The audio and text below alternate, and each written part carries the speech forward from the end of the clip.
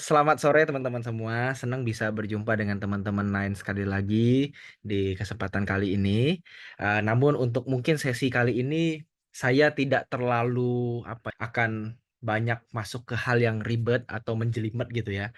Tapi lebih sifatnya ke hal-hal yang reflektif, teman-teman, ke hal-hal yang istilahnya membuat kita bertanya secara mendalam terhadap diri kita sendiri yang lebih ke arah kerohanian dan spiritualitas begitulah ya.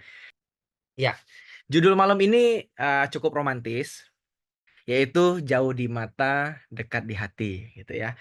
Kalau angkatan 90-an seperti saya kelahiran tahun 90-an, itu pasti, lagu ini akrab di telinga kita, gitu ya.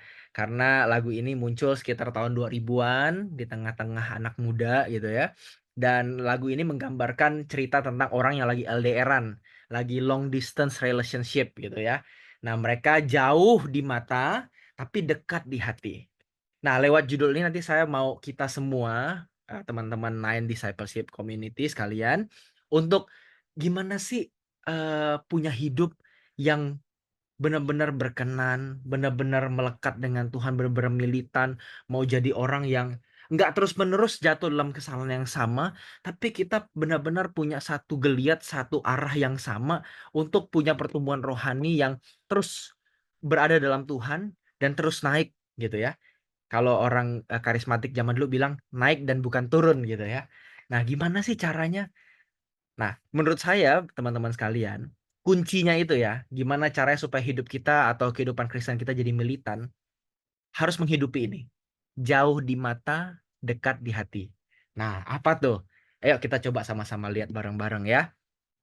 Yang pertama, sebelum saya masuk ke apa yang mau saya bagikan, apa yang mau saya sharingkan, pernahkah kita bertanya-tanya, rekan-rekan sekalian, tentang yang pertama ya, kenapa sih pertumbuhan rohani saya itu cenderung stagnan?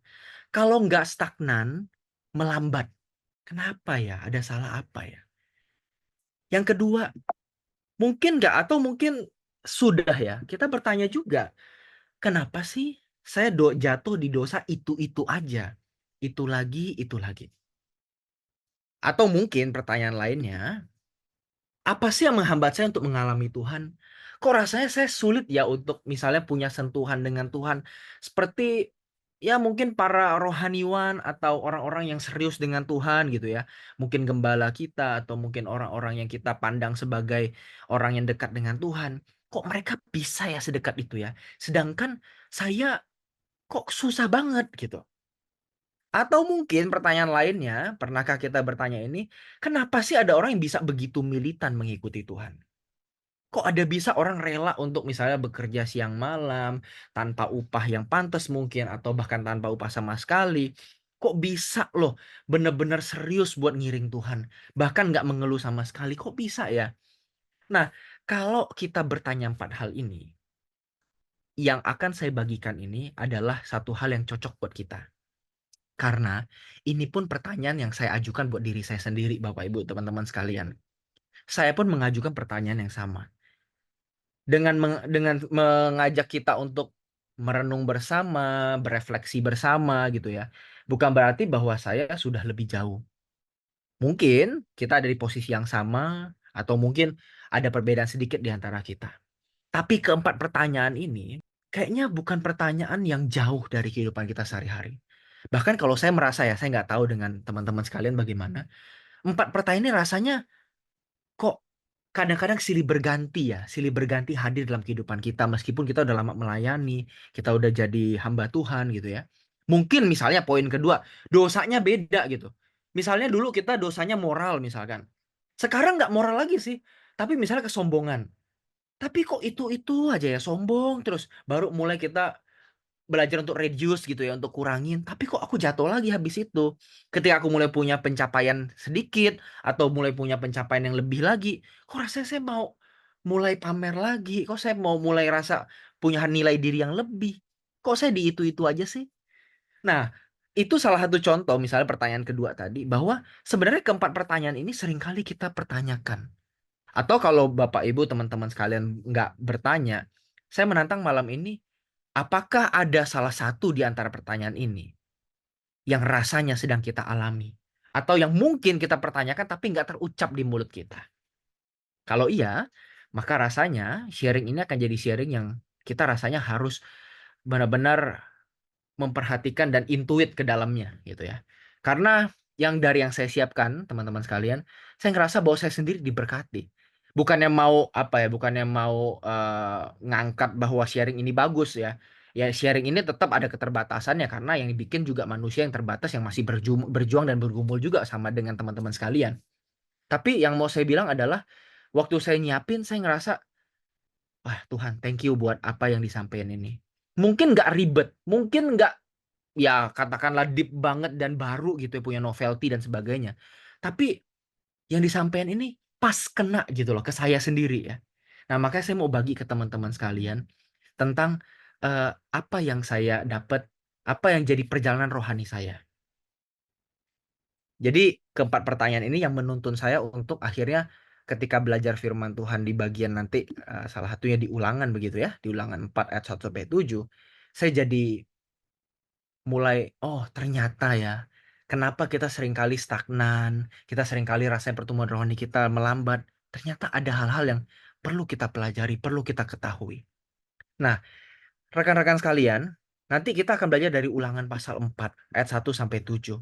Nah, pertama-tama firman Tuhan ini akan mengajarkan kita tentang apa sih penghambat pertumbuhan rohani kita? Apa sih yang kadang menghalangi gitu ya? Yang kedua, pembelajaran dari Ulangan pasal 4 ini juga akan memberitahu kita tentang akar. Apa sih penyebabnya? Apa sih yang seringkali memicu, merangsang, memantik dosa-dosa yang lahir di hidup kita? Dan seringkali itu-itu aja. Itu-itu aja. Yang ketiga, yang nggak kalah penting kita mau belajar. Gimana sih jadi militan dalam Tuhan? Gitu ya. Ini yang saya rasa menurut saya sangat penting. Kalau buat saya pribadi, saya ngelihat bahwa ya yang saya alami ini bukan hanya kekristenan yang harus jadi orang Kristen, tapi bagaimana sih jadi benar-benar militan? Bagaimana sih jadi seperti dia? Nah, kita akan belajar gimana sih sampai di titik itu. Dan teman-teman, kita akan membagi pembahasan dalam 3 bagian untuk mencapai 3 hal tadi ya. Tentang apa sih penghambat pertumbuhan rohani kita. Kedua, akarnya apa sih kesalahan kita yang itu-itu aja. Dan yang ketiga, gimana sih salah satu cara atau salah satu mindset yang mesti kita miliki untuk benar-benar menjadi militan dalam Tuhan. Nah, saya akan bagi dalam 3 bagian, rekan-rekan sekalian. Dan nanti di setiap bagian, saya akan membuat penelusuran sederhana lah, penggalian sederhana buat kita semua. Sambil di bagian selanjutnya, jadi setiap satu bagian tuh ada 2 bagian kecil lagi gitu ya. Saya akan memberikan pertanyaan reflektif pada diri kita masing-masing. Nggak perlu dijawab malam ini. Jangan dijawab malam ini. Jangan juga dijawab waktu saya sharing apalagi. Teman-teman simpan dalam hati. Kalau sempat nge-screenshot, silahkan di-screenshot. Nanti waktu berdoa atau saat teduh coba tanya masing-masing ke diri kita masing-masing. Karena waktu saya nulis pertanyaan itu, saya sendiri seringkali berhenti waktu nulis. Waktu kemarin ini jadi sambil sharing ya. Waktu saya nulis pertanyaan reflektif itu, pertanyaan renungan itu masing-masing, saya sendiri berhenti dulu kadang-kadang. Iya ya, kapan ya? Iya ya, kenapa begini ya? Jadi nikmat gitu. Nah, jadi kita tidak perlu berusaha menjawab ini pada malam ini juga. Tapi miliki waktu yang senggang, miliki waktu yang nyaman untuk coba menjawab dan bertanya pada diri kita masing-masing. Ya. Nah, ini akan jadi guideline pembelajaran kita malam hari ini. Kita akan belajar dari Ulangan pasal 4 ayat 1 sampai 7. Ada 3 hal yang mau kita pelajari tentang penghambat pertumbuhan rohani. Apa sih akar dosa-dosa kita? Dan yang ketiga, gimana sih cara jadi militan dalam Tuhan? Kita mau belajar dari kehidupan bangsa Israel. Sambil menelusuri, sambil kita memberi pertanyaan, renungan buat diri kita masing-masing. Ya, saya mulai dengan bagian pertama. Bagian pertama saya penggal. Ulangan pasal 4 ayat 1 sampai 2. Bunyinya begini. Maka sekarang hai orang Israel, dengarlah ketetapan dan peraturan yang kuajarkan kepadamu untuk dilakukan, supaya kamu hidup dan memasuki, serta menduduki negeri yang diberikan kepadamu oleh Tuhan, Allah nenek moyangmu.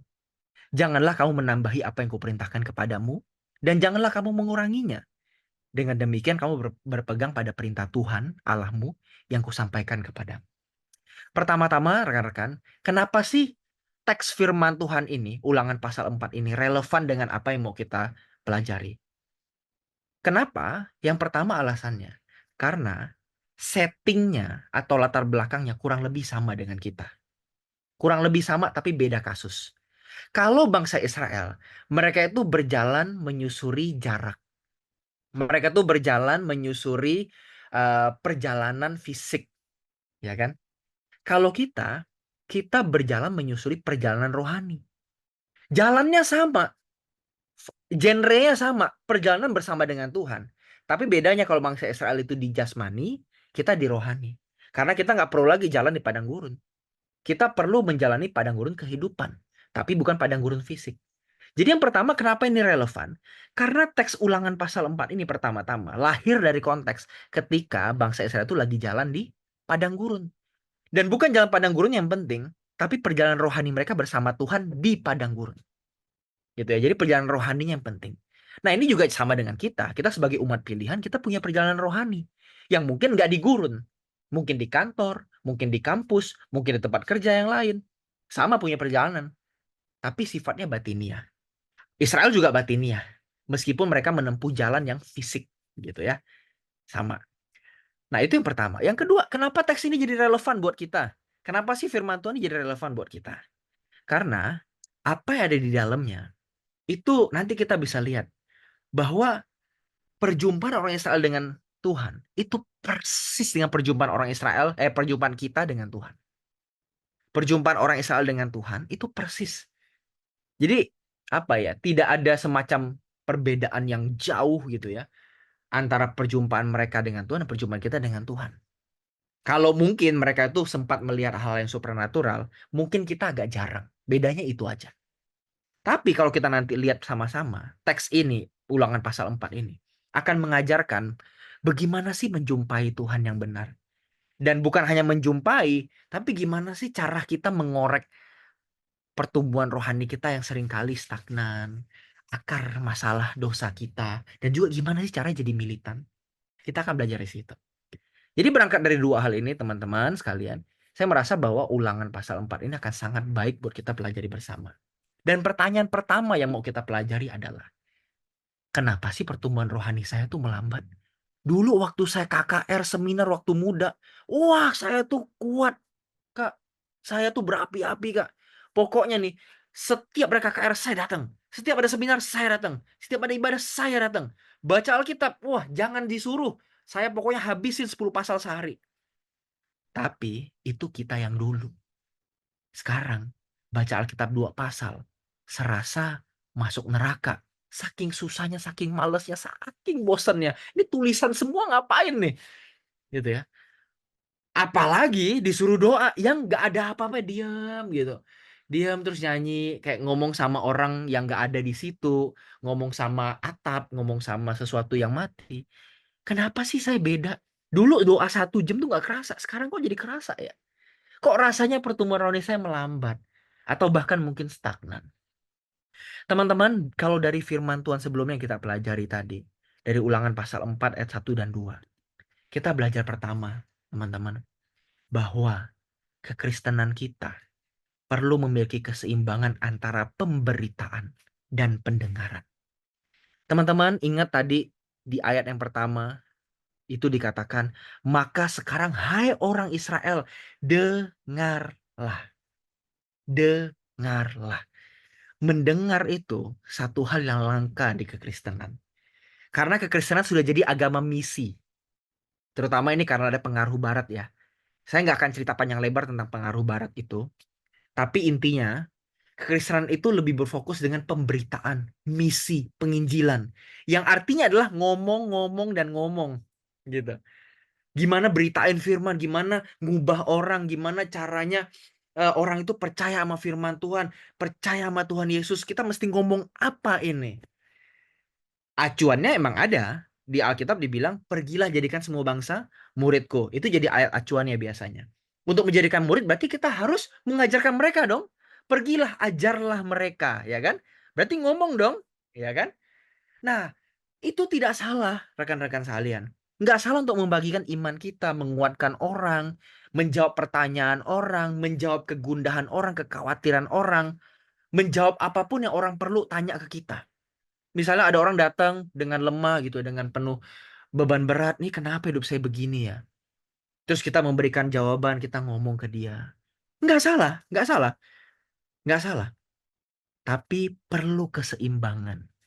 Seringkali kita sering membagikan sesuatu, tapi kita nggak dapat sesuatu. Lama-kelamaan orang yang bagi-bagi-bagi terus akan kehabisan apa yang harus dibagi.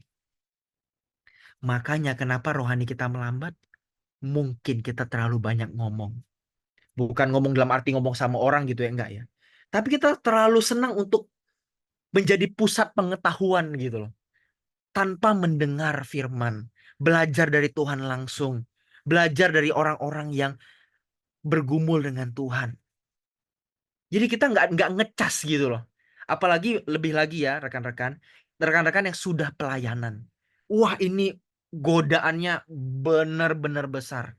Benar-benar besar. Karena orang yang sudah pelayanan cenderung apa? Cenderung banyak hal di pikiran dia. Dan banyak hal yang mau dibagiin sama dia.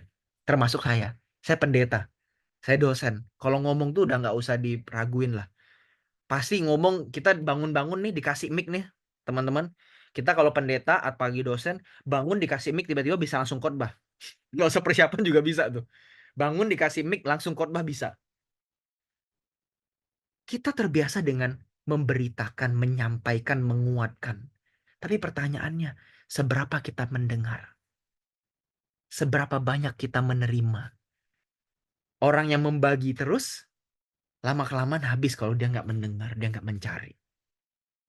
Maka hal pertama yang perlu kita perhatikan adalah bagaimana kita mendengar.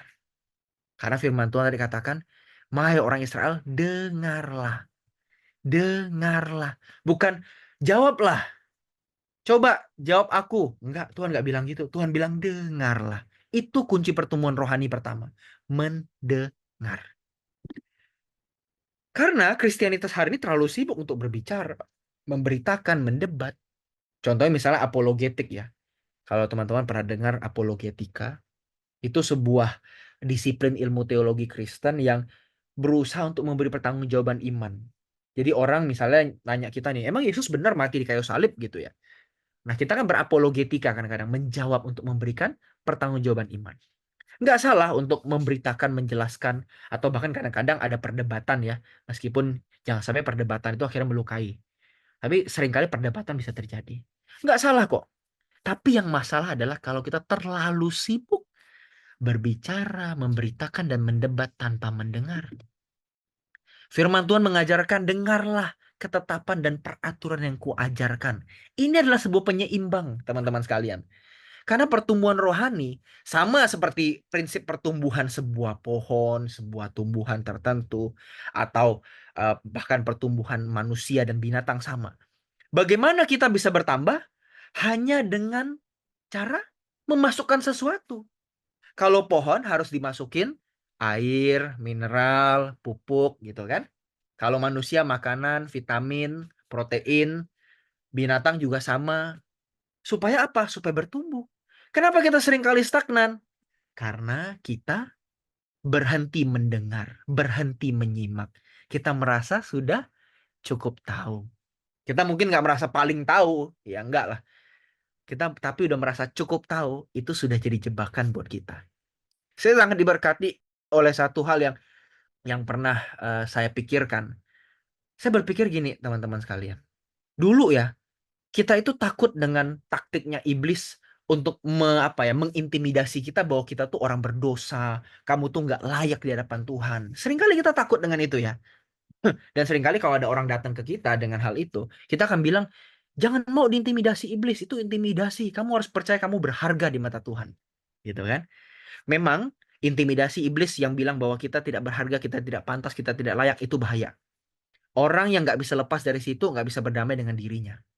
Orang yang nggak bisa berdamai dengan dirinya nggak mungkin berdamai dengan Tuhan. Itu bahaya memang. Tapi yang lebih bahaya teman-teman, saya temukan ternyata ada satu hal lagi. Bukan intimidasi iblis yang sifatnya negatif begitu. Kamu nggak pantas, kamu berdosa, itu negatif. Tapi intimidasi yang bernada positif. Seperti apa itu? Ada 4 kata. Ada 4 kata. Cukup 4 kata. Kamu sudah cukup baik. kamu sudah cukup baik. Waduh, itu intimidasi yang lebih berbahaya ketimbang kamu penuh dosa, kamu nggak layak. Wah, itu lebih bahaya. Kenapa? Karena kalau intimidasi yang negatif tadi yang pertama, kamu berdosa, kamu nggak layak. Kita nyari Tuhan, kita nyari pendeta, nanya, bener nggak sih aku udah nggak berharga di hadapan Tuhan? Oh, pendeta pasti jawab, enggak, kamu masih berharga. Kamu bisa diampuni Tuhan. Wah, gitu kan? Iblis tahu tekniknya udah mulai ketinggalan zaman yang ini. Karena akhirnya banyak orang lari ke Tuhan. Tapi teknik yang kedua, itu lebih banyak makan korban. Terutama orang Kristen yang udah lama di pelayanan. Kamu sudah cukup baik kok dibanding temenmu yang nggak pelayanan itu. Oh, udah cukup baik kok ketimbang orang yang itu Kristen cuma setengah-setengah dia. Dari dulu ikut Tuhan apa sih buahnya dia? Kamu udah banyak berbuah loh. Kamu udah berharga dan berjasa di pekerjaan pelayanan Tuhan loh. Wah, kita dibegituin. Sama pikiran kita yang sebenarnya itu suntikan dari iblis. Ini sebenarnya lebih bahaya ketimbang kamu berdosa. Kamu nggak pantas. Nah, makanya teman-teman, kalau balik ke apa yang tadi saya sampaikan, mendengar, belajar untuk apa ya? Nggak merasa cukup baik, itu mahal. Buat kita yang udah lama jadi orang Kristen, itu mahal. Karena banyak orang udah lama jadi orang Kristen, mendengar itu ya sesuatu yang, udahlah, udah sering saya dengar kok. Firman Tuhan mengajarkan kita menyeimbangkan dengan mendengar. Dan bukan hanya mendengar, tapi tidak memilih-milih. Di ayat kedua tadi disampaikan, jangan menambah dan mengurangi. Maksudnya apa? Emang kita bisa nambah tulisan firman Tuhan? Nggak mungkin, kita nggak berani. Tapi maksud firman Tuhan itu adalah tidak pilah-pilih. Mau dengar yang, oh ya benar ini benar nih. Tapi kalau udah nggak sesuai dengan premis kita, nggak sesuai sama doktrin dasar kita, keyakinan kita langsung bilang, ini salah nih pasti nih, ngaco nih gitu. Tanpa perlu membuka hati, tanpa mau membuka hati untuk coba belajar dulu dari mana ya? Pahamnya tuh dari mana kok bisa ke sini ya? Nah, itu. Seringkali ketika kita belajar firman Tuhan, kita memilih-milih. Kita mendengar apa yang kita rasa cocok dengan hati kita. Dan ini terjadi di banyak gereja, banyak komunitas Kristen. Bukan hanya di satu atau dua komunitas, banyak. Apa yang cocok di pikiran dia, dia setujui. Yang nggak cocok, nanti dulu, udah nanti aja. Nggak usah denger, aneh. Yuk, coba kita dengar, coba kita pikirin, bener nggak? Kita uji. Kan Paulus bilang, ujilah setiap roh. Bukan tolaklah yang berlawanan. Tolaklah roh yang rasanya kamu nggak suka. Oh, bukan. Tapi ujilah. Dalam menguji berarti ada mendengar, ada menyimak, memperhatikan. Nggak langsung dibuang mentah-mentah. Nah, pengajaran firman Tuhan seringkali nggak enak. Dan menggoda kita untuk memilih-milih. Yuk, jangan cuma mendengar. Tapi kita berusaha untuk coba menyimak, menguji apa yang kita dengar. Karena apa? Pertumbuhan rohani sangat dipengaruhi dengan apa yang kita asup. Kita membuang apa yang harusnya kita asup, itu sama dengan membuang pertumbuhan kita. Jadi kenapa sih pertumbuhan rohani melambat? Saya bisa bilang, mungkin karena lebih banyak bicara ketimbang mendengar. Nggak salah loh bicara loh. Tapi ketika lebih banyak, ini yang jadi masalah. Jadi, dari apa yang kita kupas tadi secara sederhana, kenapa sih pertumbuhan rohani kita melambat? Saya mau lemparin beberapa pertanyaan renungan pribadi. Kapan sih terakhir kali kita duduk diam? Menikmati loh ya. Saya garis bawahin dan saya miringin itu. Menikmati kebenaran atau bersaat teduh. Mendengar firman, bersaat teduh bukan kewajiban. Tapi sebuah kenikmatan dan kebutuhan. Kapan terakhir kali itu jadi kenikmatan dan kebutuhan? Yang kita cari. Bukan yang gini, aduh saya mesti doa lagi besok pagi. Aduh capek deh. Aduh saya mesti baca firman lagi. Ampun deh. Kapan terakhir kali doa dan belajar firman jadi kenikmatan? Itu perlu kita tanyakan. Karena itu kunci. Kunci buat apa? Senang mendengar. Kita nggak akan mau mendengar apa yang nggak kita nikmati. Jadi makanya kunci pertama untuk mendengar, mampu menyimak dengan baik adalah mencintai sesuatu itu. Menikmati hal itu. Makanya pertanyaan penting adalah kapan sih terakhir kali kita duduk diam menikmati kebenaran atau bersaat teduh. Yang kedua, Mana sih yang lebih menggairahkan kita? Dengerin sharing orang lain atau bicara nunjukin apa yang kita ketahui? Saya sering tergoda di yang kedua. Saya sering tergoda di yang kedua. Apalagi kita yang biasa sekolah teologi gitu ya. Ketika di konteks gereja gitu kan, ada orang datang nanya ke kita. Padahal itu pertanyaan yang mungkin dia nggak minta jawaban, tapi dia mau sharing aja gitu. Kadang-kadang ada pertanyaan retoris kan, yang dia sendiri udah tahu jawabannya. Kita nggak perlu jawab. Tapi seringkali saya tergoda untuk nyampein apa yang saya tahu. Nyampein mutiara yang Tuhan bagikan ke saya. Padahal belum tentu Tuhan pengen saya bagiin mutiara itu ke orang lain. Tapi seringkali kita tergoda untuk bicara nunjukin sesuatu. Nah ini mungkin kita perlu tanyain ke diri kita. Yang mana yang lebih menggairahkan? Mendengar atau show something dari diri kita? Yang ketiga, kalau kita percaya Tuhan hadir di hidup orang lain, terutama pada mereka yang menderita, Matius 25, waktu Tuhan bilang, apa yang kau lakukan bagi saudaraku yang hina ini, yang menderita lah, yang dipenjara lah, yang kelaparan lah, yang terpinggirkan gitu ya.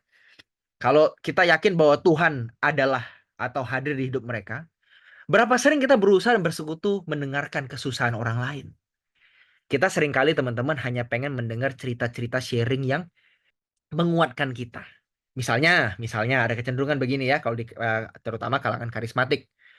Dari orang miskin, wah dikuatin Tuhan jadi kaya. Dari sakit jadi sembuh. Dari masalahnya banyak banget, tiba-tiba hilang Tuhan selesaiin semua. Kita senang, kita bahagia. Dan kita ambil itu sebagai satu langkah iman bahwa aku pun bisa seperti itu. Kalau dia bisa, aku juga bisa. Kita senang dengar itu kan? Tapi pertanyaannya, berapa sering kita senang mendengar cerita sharing orang yang mungkin gak ada ujungnya?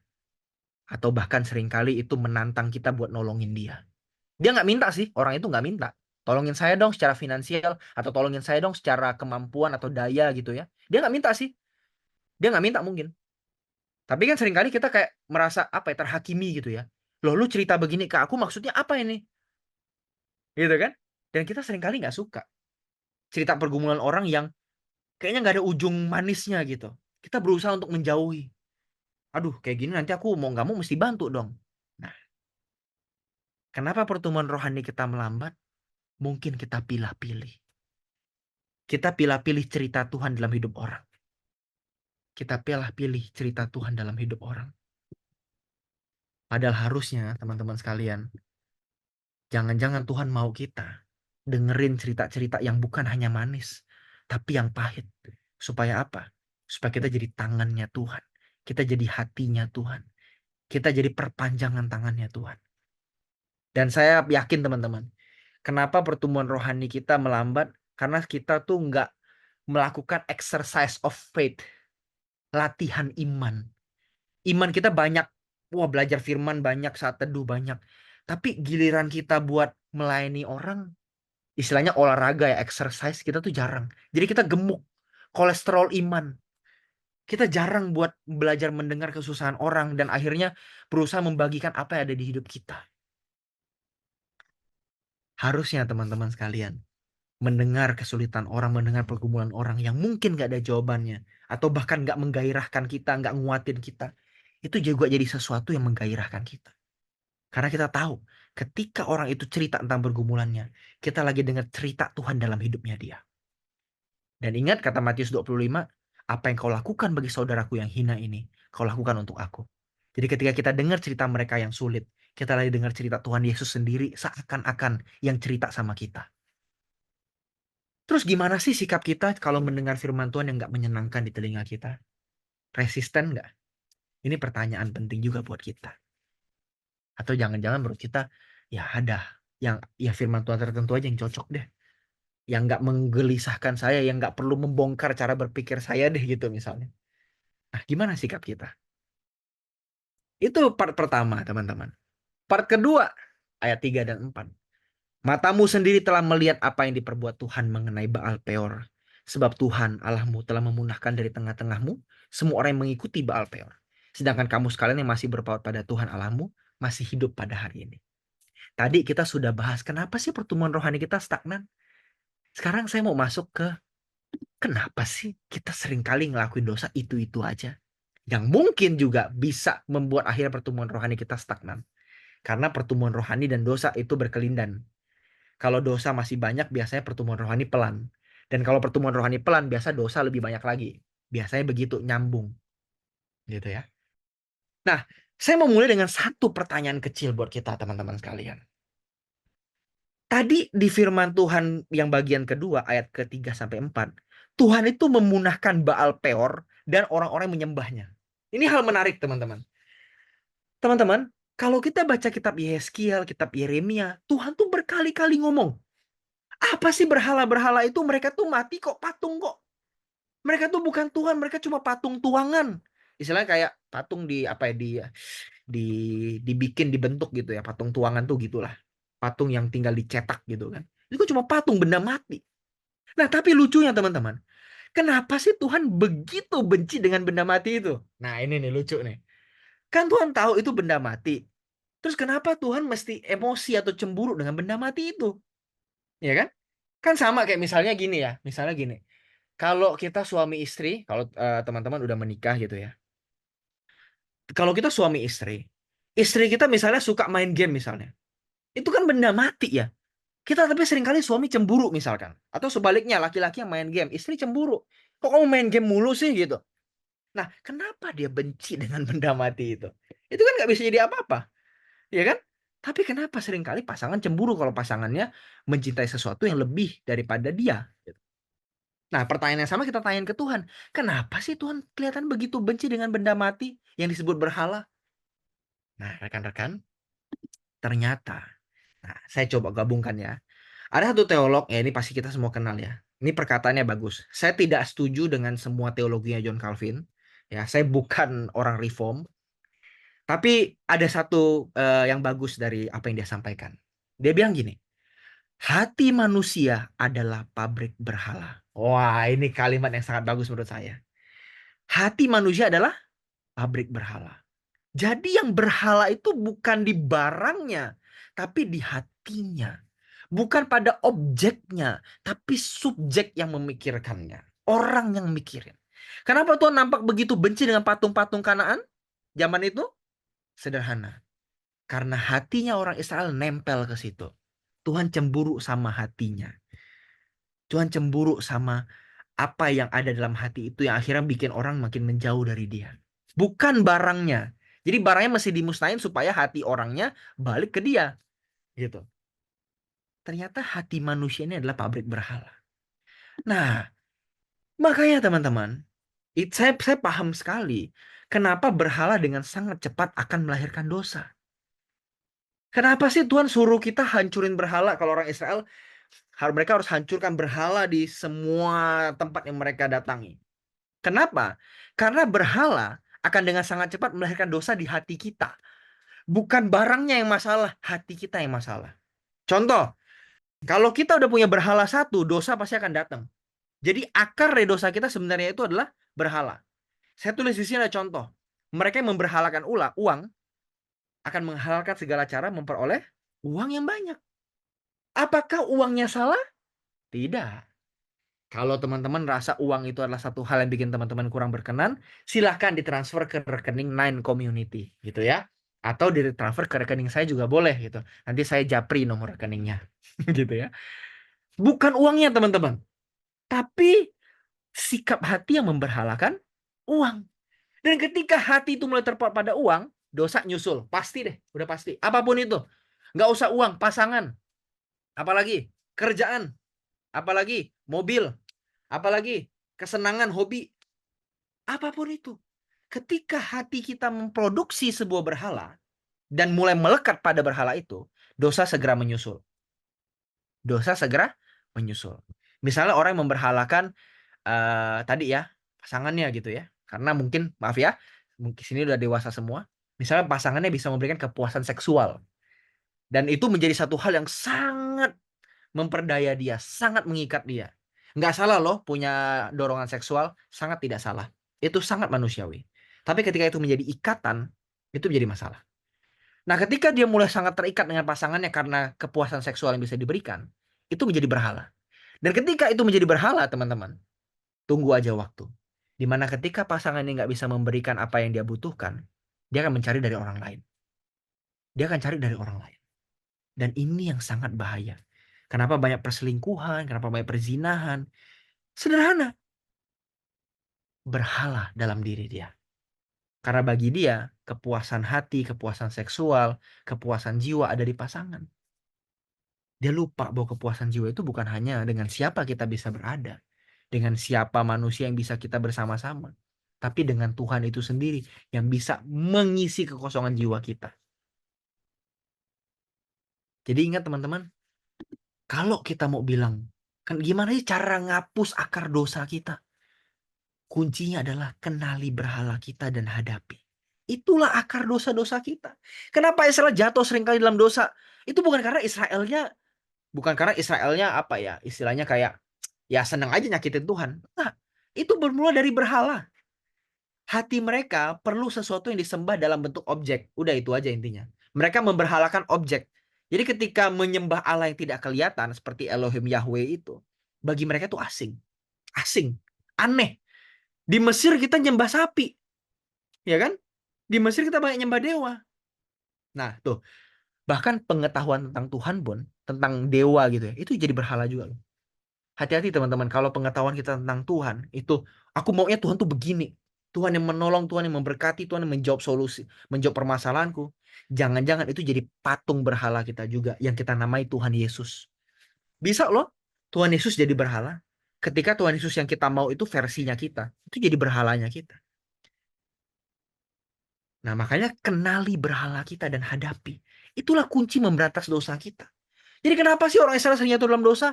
Karena mereka punya berhala sendiri di pikiran mereka, di hati mereka. Dan kenapa kita sering jatuh? Karena kita punya berhala tertentu. Coba cek deh teman-teman. Misalnya kita punya dosa kesombongan. Pasti berhala kita itu pride-nya kita. Pasti egonya kita jadi berhala kita. Yang kalau disentuh dikit, wah kita emosi. Itu hotspotnya kita. Hot buttonnya kita. Coba deh cek. Apa yang jadi berhala kita pasti jadi akar dosa kita. Udah pasti itu. Jadi kalau kita mau berantas akar dosa kita, kenali berhala kita. Kenali apa yang kita cintai lebih dari Tuhan. Kenali apa yang berujung pada diri kita sendiri, bukan kemuliaan Tuhan. Berhala itu dua hal, bisa dua indikator. Satu, dia itu menyita sebanyak perhatian kita. Yang kedua, dia tidak mendatangkan kemuliaan bagi Tuhan, tapi buat diri kita sendiri.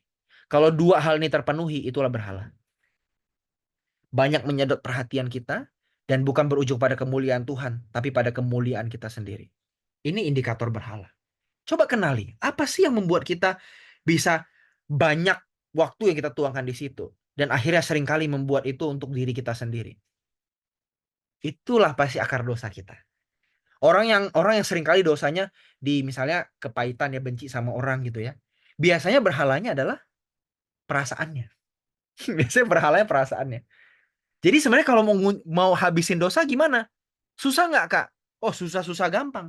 Susahnya karena prosesnya panjang. Gampangnya kenapa? Rumusnya sederhana. Kenali berhala kita dan hadapi. Waktu berhala kita dikenali, di situ kita langsung bisa menghadapi dosa kita. Tapi prosesnya ini yang panjang dan nggak nyaman. Nah, pertanyaan refleksinya. Apa sih yang akhir-akhir ini begitu menyita waktu dan perhatian kita? Apakah semua itu mendatangkan kemuliaan bagi Tuhan? Atau diri kita sendiri? Sesuatu menjadi berhala ketika berujung pada diri kita sendiri. Dan itu begitu menyita waktu dan perhatian kita. Yang terakhir, udah belum kita jujur mengenali berhala dalam diri kita? Atau jangan-jangan kita masih mencoba memilah-milah dan memberi pembelaan atasnya. Ya wajar dong perasaanku begini. Ya habisnya aku digituin sama dia. Siapa sih yang gak marah? Siapa sih yang gak benci? Udah syukur gak gue bunuh. Masih memilah dan memberi pembelaan. Kalau iya masih begini, yuk balik ke poin sebelumnya tadi di part pertama. Tentang mendengar tanpa memilah. Ini mungkin gak nyaman buat kita. Gak nyaman. Tapi saya harus katakan teman-teman sekalian. Cara kita untuk benar-benar bebas dari dosa itu mengenali berhala. Dan ingat teman-teman, tadi Calvin ngomong hati manusia itu pabriknya berhala. Yang artinya setiap detik, setiap menit bisa lahir produk baru, produk baru, produk baru. sampai pabrik itu tutup. Kapan pabriknya tutup? Sampai kita mati. Hati atau pikiran baru berhenti kan waktu kita mati gitu ya. Jadi setiap hari akan ada terus berhala yang bisa mengganggu atau mendistraksi kita. Pasti ada. Jadi gimana caranya untuk kita bisa bebas, bisa sempurna, bisa berkenan? Hanya dengan terus mewaspadai diri. Dan jangan coba untuk memberi pembelaan berlebih atas diri kita. Kalau salah ya salah. Kalau itu berhala ya berhala bilang, Tuhan aku lepaskan. Kalau enggak ya enggak selesai-selesai. Muter di situ aja terus. Udah jujur belum kita? Yuk tanya bareng. Terakhir, part ketiga. Ingatlah, aku telah mengajarkan ketetapan dan peraturan kepadamu, seperti yang diperintahkan kepadaku oleh Tuhan Allahku, supaya kamu melakukan apa yang demikian di dalam negeri, yang akan kamu masuki untuk mendudukinya. Lakukanlah itu dengan setia, sebab itulah yang akan menjadi kebijaksanaanmu dan akal budimu di mata bangsa-bangsa yang pada waktu mendengar segala ketetapannya akan berkata, memang bangsa yang besar ini adalah umat yang bijaksana dan berakal budi. Sebab bangsa besar manakah yang mempunyai Allah yang demikian dekat kepadanya seperti Tuhan Allah kita setiap kali kita memanggil kepadanya. Ayat firman Tuhan terakhir ini teman-teman akan mengajarkan kita tentang gimana sih kita jadi militan di hadapan Tuhan. Ya, gimana sih kita benar-benar jadi berkenan di hadapan Tuhan. Yang pertama teman-teman, jauhkan berhala yang dekat, dekatkan Tuhan yang jauh. Semua tuh berangkat dari dalam hati kita. Jangan kebalik. Jauhkan Tuhan, dekatkan berhala. Wah, ini kebalik ini. Jauhkan berhala yang dekat, yang sebenarnya ada di kehidupan kita sehari-hari itu. Kita tahu tuh, Roh Kudus pasti ingetin kita sambil dengar sharing ini nih. Itu loh berhalamu tuh, yang Kak Grand sharing itu. Nah, Roh Kudus pasti ingetin. Jauhkan berhala yang dekat. Tadi kata Musa di firman Tuhan sebelumnya, ingatlah yang sudah kuajarkan, lakukan dengan setia. Artinya kalau kita rujuk ke ayat sebelumnya, hati-hati sama berhala. Hati-hati sama berhala. Dan semua berangkat dari dalam diri kita. Kalau yang dekat sama kita, itu Tuhan. Berhala menjauh. Berhala bisa kita kenali. Bisa kita hadapi. Tapi sebaliknya, kalau Tuhan yang jauh, berhala yang dekat, kita akan buta. Makanya judul sharingnya, jauh di mata, dekat di hati. Memang di mata jauh. Tuhan tuh jauh. Berhala yang dekat di mata. Dekat banget. Dekat banget. Tapi hatinya yang jadi kunci. Dekat di hati nggak Tuhan itu? Kalau dekat di hati, itu kunci di mana kita bisa jauhin semua berhala kita. Dan titik awal kita jadi militan. Makanya tadi saya bilang, jadikan Tuhan jauh di mata, dekat di hati. Memang jauh di mata, nggak kelihatan Tuhan. Tapi mesti dekat di hati. Gimana sih caranya? Nah, tadi firman Tuhan bagian terakhir, itu ngomongin soal dua kata penting. Ada dua kata kunci penting. Satu, ingat untuk setia kepada dia yang dekat. Dekat di hati tadi ya. Yang pertama ini bicara soal ingatan yang setia. Ingatan kita tuh mesti setia sama Tuhan. Ingatan kita tuh mesti setia sama Tuhan. Jangan kita ingatan kita tuh pura-pura kadang-kadang ya, rekan-rekan ya. Kita tuh nggak ingat gitu loh. Kita tuh nggak ingat gitu. Apa sih firman Tuhan? Kalau kita dihadapin sama dosa, dihadapin sama kesalahan, kemungkinan meleset, kita seringkali berusaha lupa. Ini jadi masalah nih. Makanya hal penting pertama yang Musa tekankan berkali-kali di firman Tuhan ini. Ingat, ingat, ingat. Ini namanya teologi ingatan. Ingatan. Seringkali kenapa orang berdosa? Simple teman-teman. Memilih untuk tidak mengingat. Udah itu aja deh. Kenapa orang memilih melakukan kesalahan? Memilih tidak mengingat itu aja. Itu. Kenapa orang nggak militan? Nggak panas banget sama Tuhan? Nggak bergairah banget sama Tuhan? Karena dia hanya memilih untuk tidak mengingat. Udah itu doang. Coba kalau ingat terus. Apa sih firman Tuhan yang dia nggak pernah pelajari? Banyak dipelajari kok. Setiap kita tahu nggak? Nggak boleh mencintai dunia misalkan. Tahu. Jangan tergila-gila sama barang branded misalkan. Tahu nggak? Tahu banget. Tapi seringkali kita memilih untuk tidak ingat. Udah itu aja. Dan ketika memilih tidak ingat, maka tidak melakukan. Gitu. Jadi hal pertama, ingat untuk setia kepada dia yang taat. Ini bicara soal ingatan kita yang setia sama Tuhan. Ingat, ingat, ingat. Makanya teman-teman muslim ya, saya tuh seneng banget. Mereka ngomong seringkali kalau ada temennya yang ya mungkin udah kelewat batas gitu, benci lah, marah lah atau apa ya.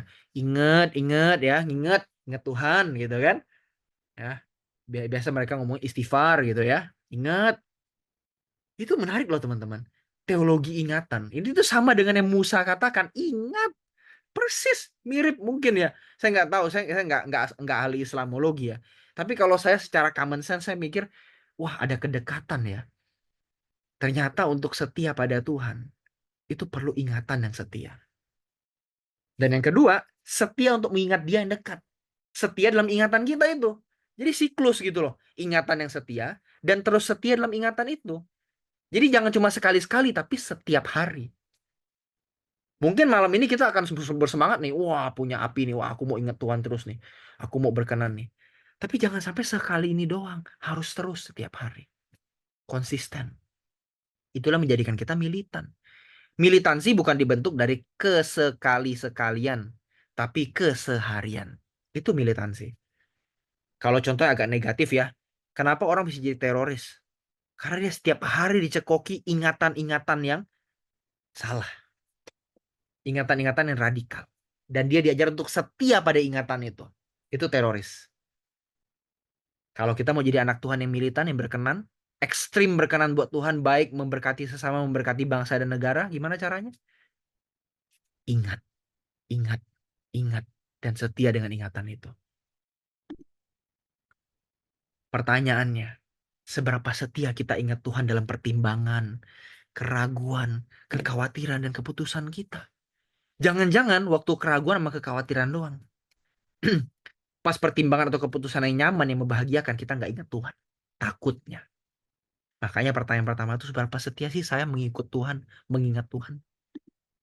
Yang kedua, kapan atau di mana kita paling mudah untuk mengingat Tuhan? Apakah kita mengalami kesulitan untuk mengingat Tuhan dalam keseharian? Atau jangan-jangan gereja menjadi tempat yang lebih mudah untuk mengingat Tuhan? Kalau iya, hati-hati. Karena kita berarti mengingat Tuhan secara temporal. Dia bukan seluruh hidup kita. Dia hanya bagian hidup kita. Harusnya kalau dia keseluruhan hidup kita, dia segalanya buat kita. Kita ingat Tuhan dimanapun dan kapanpun. Bukan cuma di gereja. Dan terakhir, apa sih prinsip atau nilai yang selalu menjadi landasan kita untuk milih sesuatu? Tuhan bukan. Asal Tuhan seneng bukan. ATS ya. ATS. Kan ada ABS ya.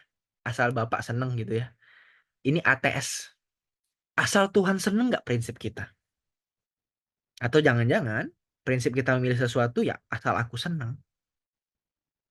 Apa sih yang jadi prinsip kita memilih? Yuk coba tanya ke diri kita masing-masing. Gak usah dijawab malam ini. Coba kita tanya. Kalau aku beli ini, kalau aku pergi ke situ, kalau aku ngomongin ini ke orang, apa sih jadi prinsip atau nilai utama yang aku pegang? Apa sih yang jadi landasan? Itulah yang akan membentuk militansi kita akan Tuhan. Kalau ini semua kita pikirin terus, ini jadi sebuah siklus yang biasa, jadi budaya di hidup kita. Wow, teman-teman. Saya nggak bisa bayangin betapa dalamnya kita akan mencintai Tuhan dan melakukan segala sesuatu buat pekerjaan Tuhan. Itu aja yang mau saya bagiin. Thank you banyak teman-teman buat waktu dan kesempatannya. Tuhan berkati. Saya kembalikan ke Kak Luki. Oke, thank you Kak Gren atas sharingnya pada malam hari ini. Oke, kita akan lanjut pada sesi sharing dan tanya jawab. Ada satu pertanyaan yang sudah muncul Kak Gren. Ini dari Kak Laura. Selamat malam Kak, thank you sharingnya bagus banget. Yang mau saya tanyakan, kalau kita mau mendekat kepada Tuhan, kita harus setia. Tapi kan kita masih ada dosa dan tabiat atau karakter yang melekat di dalam diri. Apa yang harus kita lakukan terlebih dahulu? Pemberesan diri atau berjalan bersama proses mendekat dan pemberesan diri. Terima kasih. Ya, Silakan Kak makasih. Gren. Makasih Laura buat pertanyaannya bagus banget ya. Jadi yang mana duluan nih, telur atau ayam gitu ya? Mana mau beresin diri dulu atau mendekat pada Tuhan dulu? Nah teman-teman, faktanya teman-teman, kita nggak bisa mendekat pada Tuhan tanpa pemberesan diri. Dan tanpa pemberesan diri nggak bisa mendekat sama Tuhan. Jadi ini dua hal yang selalu akan beriringan. Karena teman-teman, mohon maaf ya, saya nggak tahu apa yang terjadi pada teman-teman di berapa tahun lampau gitu. Tapi pengalaman masa lalu kita itu membentuk bagaimana hari ini kita melakukan dan memilih sesuatu. Jadi kalau apa yang kita lakuin hari ini, dosa-dosa kita, kesalahan kita itu sangat terhubung sama yang lalu. Jadi sebenarnya waktu kita benerin dosa kita lagi benerin karakter juga. Dan kita lagi berusaha mendekat sama Tuhan. Percayalah teman-teman, Tuhan itu nggak kayak, maaf ya, misalnya, ya mungkin aku bisa pakai istilah, sebenarnya ini nggak tepat ya, nggak tepat teman-teman ya. Tuhan tuh bukan orang yang OCD gitu loh. Obsesif, kompulsif yang benar-benar kayak, kalau nggak sempurna nih, nggak bener nih, nanti aku nggak terlalu suka sama dia lah gitu. Faktanya teman-teman, Tuhan itu pribadi yang berkata begini, aku datang bukan mencari orang sehat, tapi orang sakit. Bukan mencari orang benar, tapi orang berdosa. Yang artinya, dia sangat berminat dengan apa yang ada pada diri kita. Bahkan sisi-sisi gelap dalam hidup kita. Iya benar-benar. Sisi-sisi gelap. Jadi makanya kalau saya bisa bilang adalah gini, kita nggak perlu pusing. Kita mau mendekat tapi kita masih ada dosa. Karena ketika kita menyelesaikan dosa dalam tabiat dan karakter itu, tanpa sadar kita ditarik mendekat ke Tuhan. Kita berada kepada Tuhan. Kita masuk dalam pergumulan dengan Dia. Sama kayak gini teman-teman. Maaf ya, ini aku pakai contoh yang sedikit agak ekstrim. Contoh misal begini.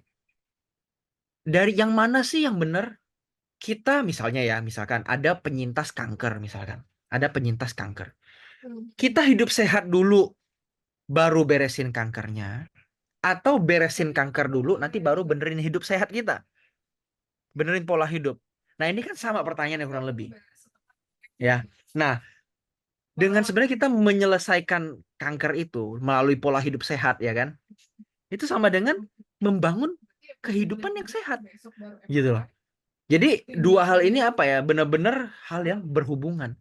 Ketika kita benerin diri, benerin dosa kita, tabiat karakter kita yang masih nempel, apalagi itu udah dibentuk bertahun-tahun, wah itu Tuhan, saya yakin banget Tuhan kita tuh Tuhan yang bener-bener apa ya, ngelihat pergumulan anaknya. Kalau anaknya setengah mati nih buat benerin dirinya, dia pasti akan mendekatkan dirinya pada kita juga. Jadi makanya mendekat pada Tuhan tuh seiringan dengan proses kita menyangkal diri kita. Waktu kita terus dalam penyangkalan diri, Tuhan itu di sebelah kita.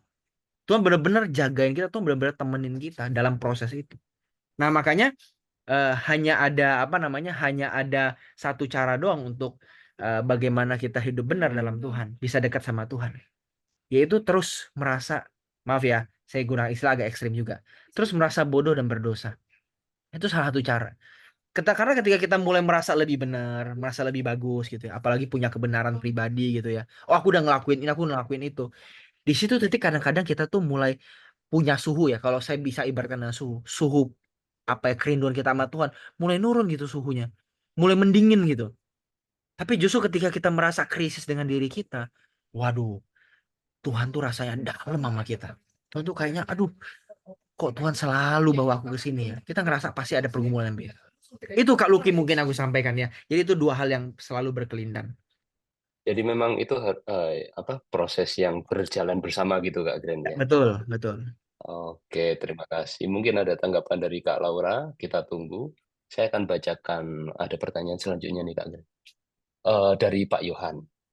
Tolok ukur kedewasaan rohani apa ya Kak Gren? Hmm. Atau tahapan dari pertumbuhan rohani menurut Kak Gren seperti apa? Wah, Silakan. ini perlu satu sesi lagi ya. Oke, tapi sederhananya begini Kak Yohan. Makasih banyak buat pertanyaannya. Apa sih tolok ukur kedewasaan rohani? Memang agak abstrak, tapi sebenarnya bisa kita konkretkan. Satu, kedewasaan rohani itu waktu kita bisa memilih, ya, memilih dengan mempertimbangkan ada tiga segitiga nih. Kalau menurut saya ya, menurut saya ada tiga sisi seperti segitiga. Satu, kepentingan Tuhan. Dua, kepentingan orang lain. Tiga, kepentingan Tuhan dalam kita. Ini orang yang dewasa rohani itu bisa ngelihat tiga hal ini. Kepentingan Tuhan, apa yang Tuhan mau kerjakan di dunia. Yang kedua, kepentingan orang lain. Yang ketiga, kepentingan Tuhan dalam diri dia. Jadi kalau dia udah mulai bisa paham nih, misalkan ya, lagi ada pertengkaran, suami istri bertengkar nih, wah ribut cekcok. Nah, salah satu yang lebih dewasa rohani, itu pasti dia akan ngeliat gini.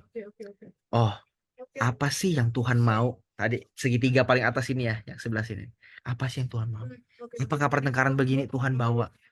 Nah, kesadaran akan apa yang Tuhan mau itu, kepentingan Tuhan itu, kemauan Tuhan itu, jadi salah satu hal penting buat orang yang punya kematangan spiritual, kematangan rohani yang lebih dibanding yang lain. Kalau yang kalau yang sebelah sini kepentingan orang lain, mungkin orang yang nggak terlalu dewasa rohani juga bisa. Tapi yang atas ini agak susah nih. Atas sama yang ini nih, kepentingan tuh atas dirinya juga. Ini agak susah. Ini mesti orang yang dewasa rohani. Kalau titik segitiga yang tadi satu ini kepentingan sesama, itu mungkin orang yang non rohani pun bisa. Tapi orang yang rohani juga harus melakukan itu gitu, bukan berarti enggak ya. Nah, jadi tolak ukurnya menurut saya titik di mana dia bisa memahami apa yang Tuhan pengen dan apa sih di hidup dia yang Tuhan pengen tuh. Ada kepentingan apa sih? Contoh tadi kayak misalnya orang berantem suami istri. Dia ngelihat kalau kita bisa berantem di sini, kita terjebak di sini. Kepentingan Tuhan atas diriku bisa gagal. Kepentingan Tuhan atas diri dia bisa gagal. Jadi akhirnya pukul-pukulan lah atau mungkin sampai ya maaf ya, bisa sampai berpisah, bisa cerai, bisa bahaya. Jadi tolok ukurnya adalah ketika orang itu bisa menyeimbangkan tiga hal ini, teman-teman. Apa yang Tuhan mau, dia tahu, mengerti pikiran perasaan Tuhan ini ya. Hatinya pindah ke surga. Yang kedua, dia tahu apa yang Tuhan mau di hidup dia, panggilan dia apa.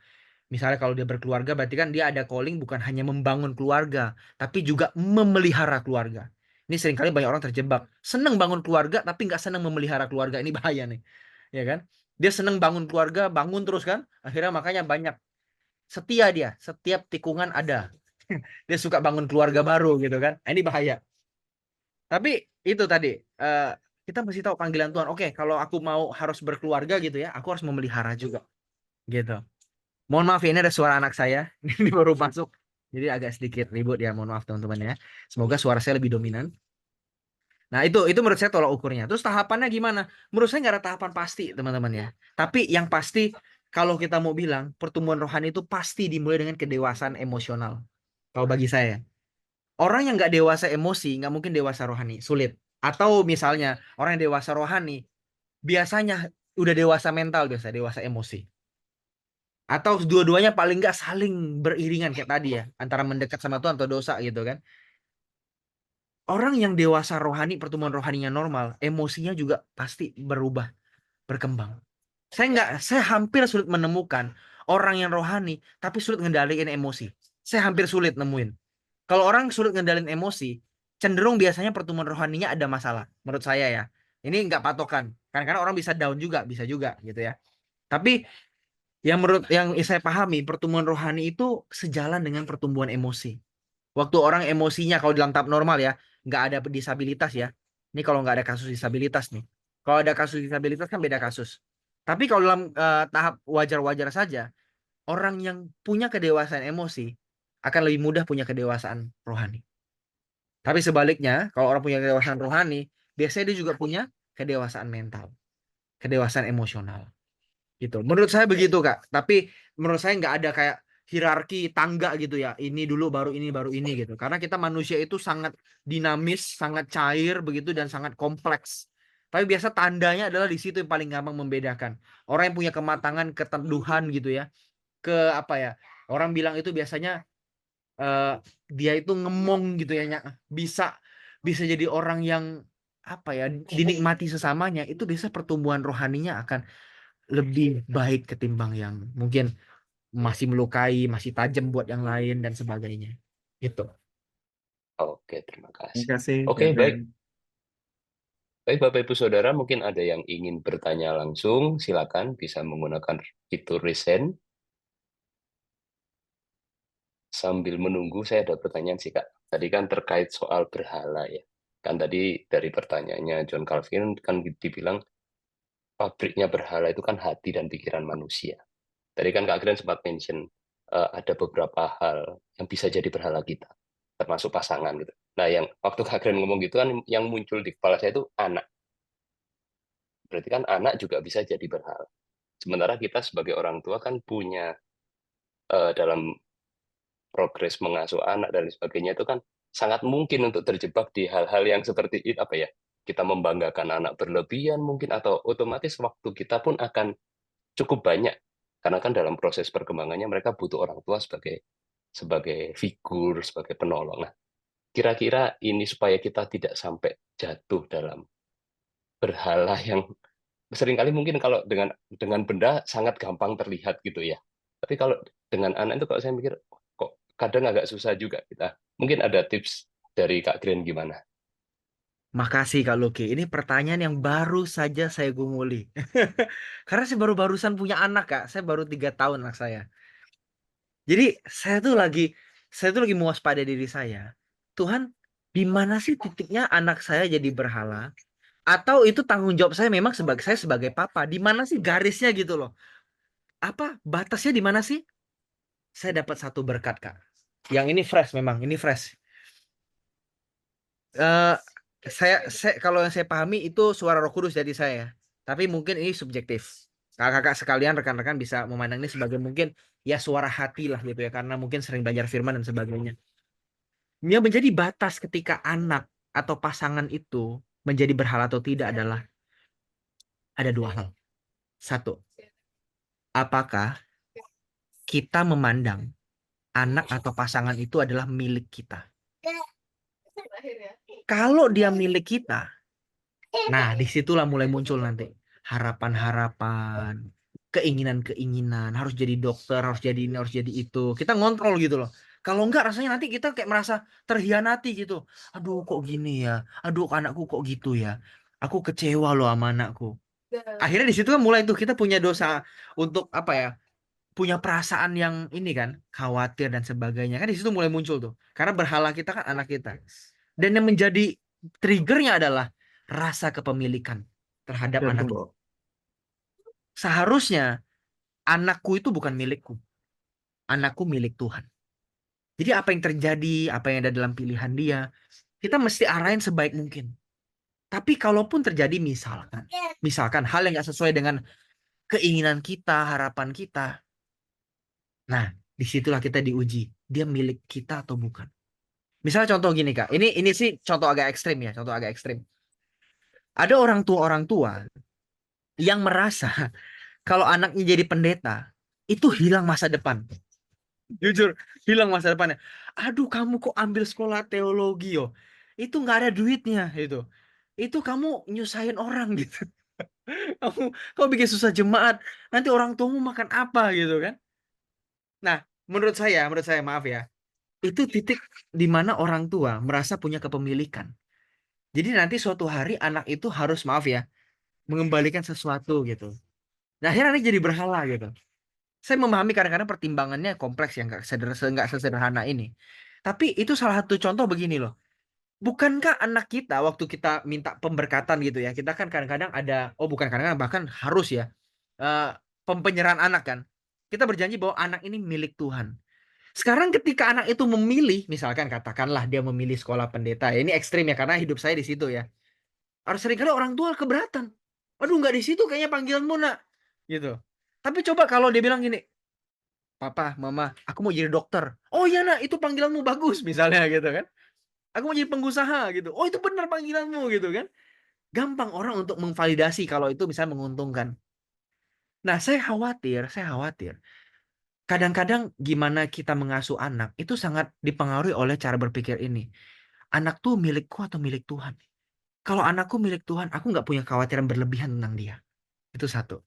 Yang kedua, kalau anakku milik Tuhan, apapun pilihan dia, aku harus menuntun. Tapi pilihan akhir aku percaya, meskipun katakanlah dia salah memilih, Tuhan bisa membetulkan pilihan dia suatu hari. Atau paling tidak, Tuhan memberikan pelajaran atas pilihan yang salah itu. Kita kasih dia jalanin proses itu, Kak. Jadi bukan sebuah hal yang kayak kita mau hindarin dari kesalahan, mau hindarin dia dari sebuah masalah atau musibah. Kadang-kadang, maaf ya, mungkin nggak semua bisa bisa setuju dengan hal ini. Tapi bagi saya, kalau saya berpikir, suatu hari anak saya kalau dia harus mengalami masalah dari pilihan dia, saya akan biarin tanpa saya intervensi. Kenapa? Karena disitulah sekolah kehidupan dia berjalan. Kalau saya terus intervensi, terus kasih bantuan, dia nggak akan belajar tentang apa arti sebuah pilihan.